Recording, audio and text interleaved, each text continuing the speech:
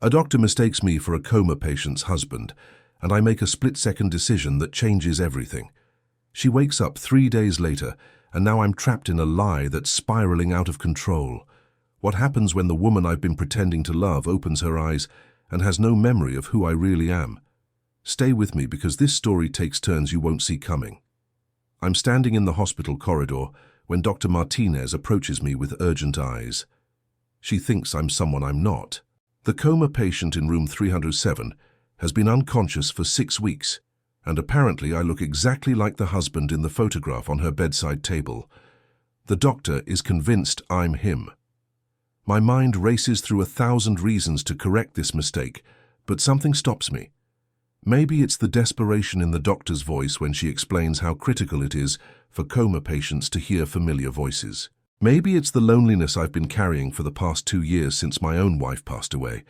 Whatever the reason, I nod and say yes, I'm her husband.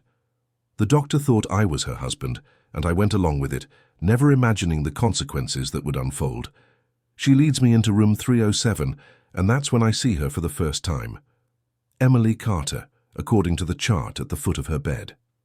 She's 32 years old, blonde hair spread across the pillow, breathing through a ventilator with machines monitoring every heartbeat. Dr. Martinez explains that Emily was in a severe car accident 6 weeks ago, traumatic brain injury. The medical team has done everything possible, but now it's about waiting and hoping. The doctor tells me that studies show coma patients respond to loved ones' voices, that my presence could make the difference. I pull up a chair beside Emily's bed and my hands are shaking. What am I doing? This is insane. I should tell the truth right now, but the doctor has already left, and I'm alone with this stranger who everyone thinks is my wife. I start talking to her, feeling ridiculous at first. I tell her about my day, about the weather outside, about anything that comes to mind. Days blend together as I establish a routine. I arrive at the hospital every morning at 8, stay until visiting hours end at 9 in the evening. The nurses know me now, greeting me warmly as Emily's devoted husband. I've learned details about her life from the cards and letters in her room. She's an elementary school teacher.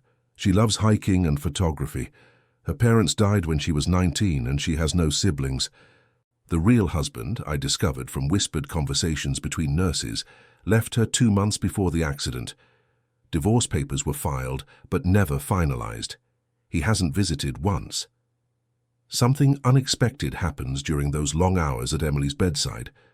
I start caring about her, really caring.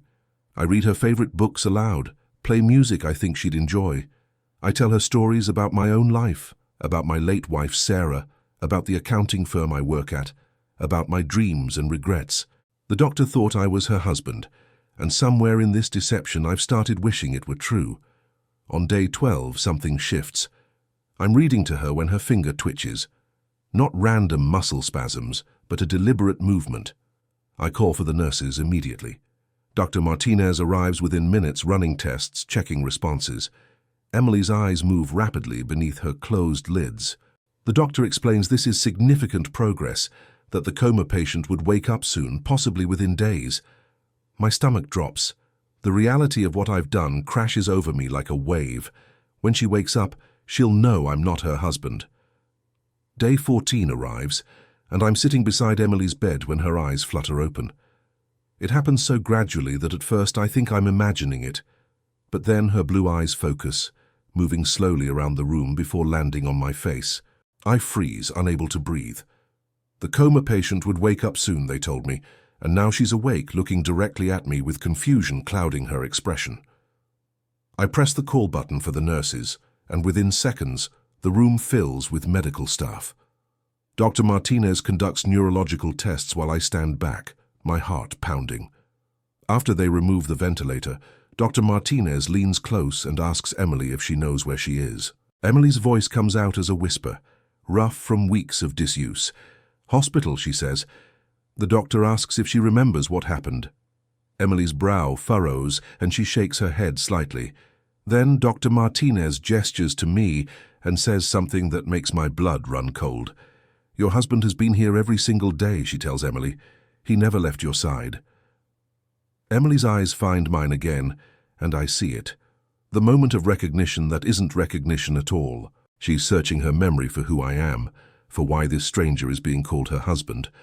But then something unexpected happens. Emily doesn't contradict the doctor. She simply looks at me with those uncertain blue eyes and whispers, "Thank you for staying." The medical team files out and Emily and I are alone. The silence stretches between us. I should explain everything right now, but she speaks first. "I don't remember you," she says. "I don't remember much of anything from before the accident. The doctors said that might happen, that I might have some memory loss. I'm sorry." She's apologizing to me.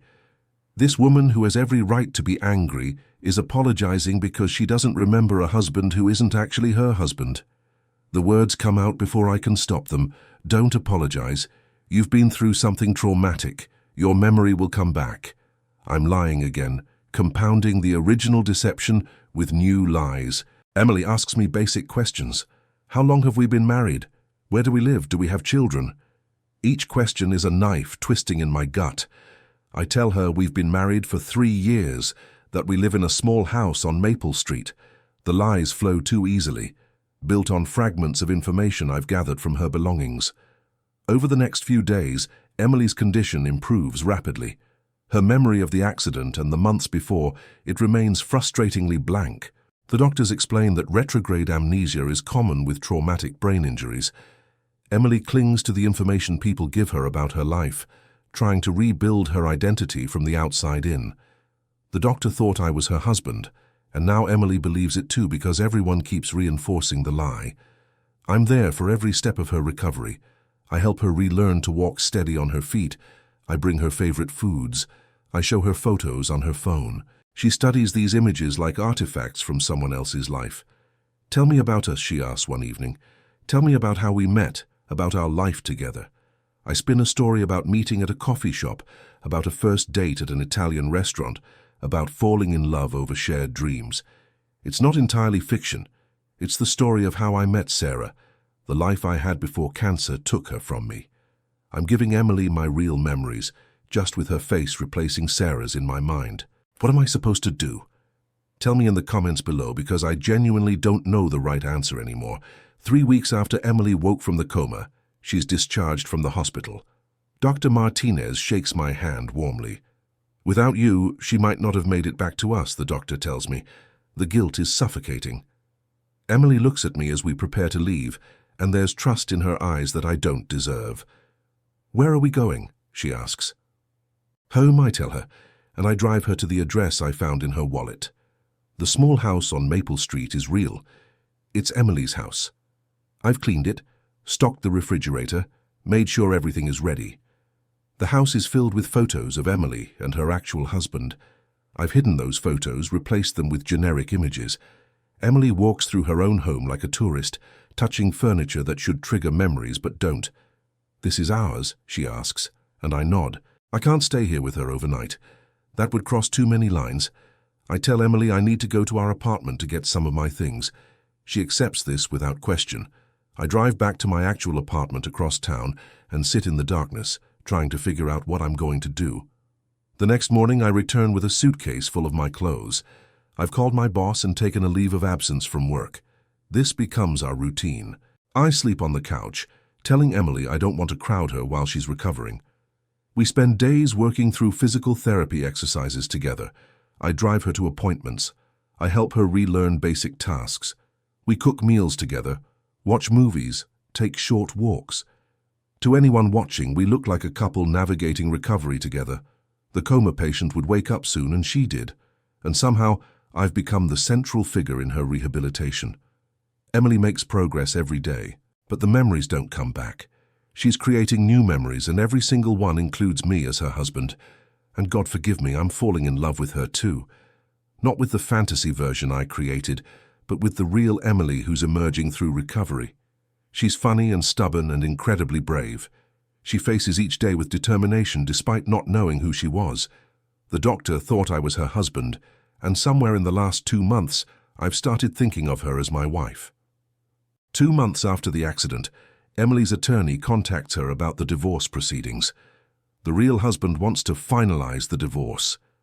Emily looks at the documents with confusion.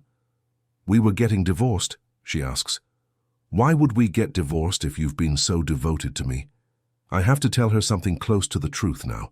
I take a deep breath and explain that yes, there were problems before the accident, that her husband left her, that the divorce was his decision, not hers. So where is he, she asks. Why hasn't he visited? This is where I could tell the truth, but instead I make it worse. I tell her that I'm not her husband.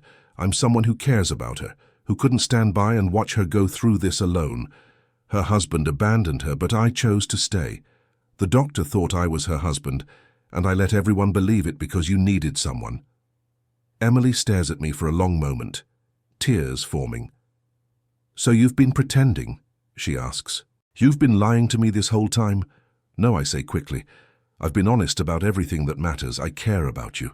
These past 2 months have been real. I know it sounds crazy, but I couldn't walk away from you. Emily asks me to leave. She needs time to process. I go back to my apartment, convinced I've lost her. But 3 days later, she calls. Can we talk? She asks. Emily is sitting on the porch when I arrive. She's been doing research.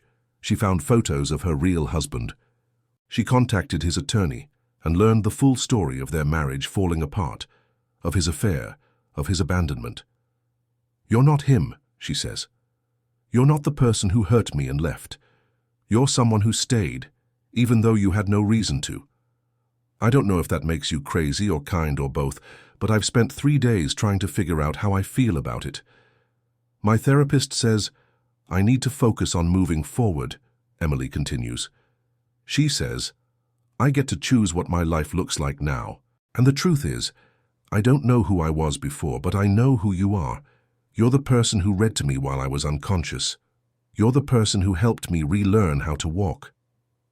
Do you think you could love someone who lied to you? I ask her. I think we already have, she says.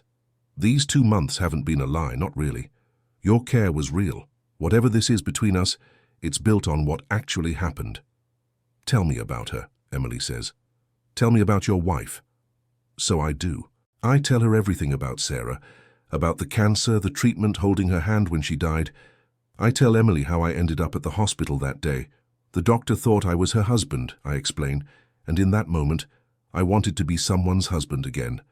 I wanted to matter to someone. Emily listens without interrupting. I don't remember who I was before the accident, she says, but I know who I am now, and I know that person wants you in her life. Can we start over, honestly this time? 6 months after Emily woke from the coma, we're sitting in that coffee shop I lied about. Except this is the real first time we're here together. We talk about her progress, about the teaching position she's starting, about the hiking trip we're planning. The coma patient would wake up soon, they told me, and she did, and somehow we found our way to this moment.